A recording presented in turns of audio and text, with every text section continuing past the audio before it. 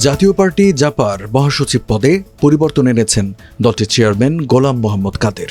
সোমবার 7 জুলাই এক আকস্মিক সিদ্ধান্তে তিনি বর্তমান মহাসচিব মুজিবুল হক চুন্নুকে অব্যাহতি দিয়ে ব্যারিস্টার শামীম হায়দার পাটোয়ারিকে নতুন মহাসচিব হিসেবে নিয়োগ দিয়েছেন। জাতীয় পার্টির চেয়ারম্যানের প্রেস সেক্রেটারি খন্দকার দেলোয়ার জালালী এই তথ্য নিশ্চিত করেছেন।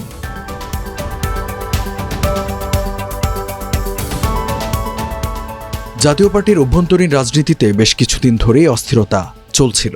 বিশেষ করে দলের চেয়ারম্যান জিএম কাদেরের সঙ্গে মুজিবুল হক চুন্নু সহ সিনিয়র নেতারা মতবিরোধে জড়ান।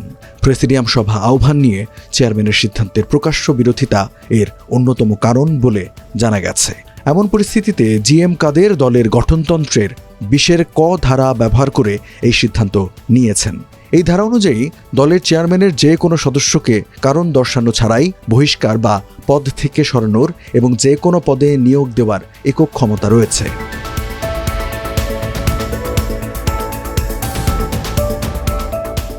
ব্যারিস্টার শামীম হায়দার পাটোয়ারি জাতীয় পার্টির একজন পরিচিত মুখ।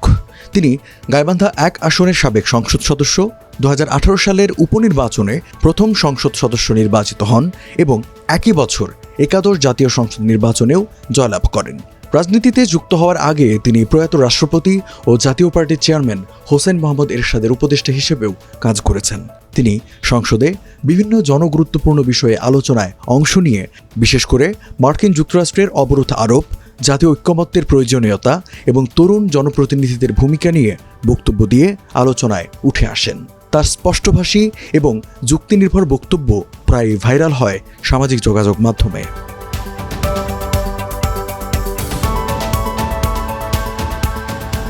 জাতীয় পার্টির প্রেসিডিয়াম সদস্য এবং অতিরিক্ত মহাসচিব হিসেবে আগে দায়িত্ব পালন করেছেন শামীম হায়দার পাটোয়ারি। দলের গুরুত্বপূর্ণ মহাসচিব পদে তার নিয়োগ জাতীয় পার্টির রাজনীতিতে নতুন গতি আনবে বলে ধারণা করা হচ্ছে।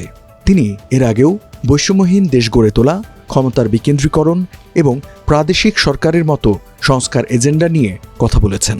তার নিয়োগের ফলে পার্টিতে জিএম কাদেরের একক কর্তৃত্ব আরও সুদৃঢ় হলো বলে মনে করছেন রাজনৈতিক বিশ্লেষকরা।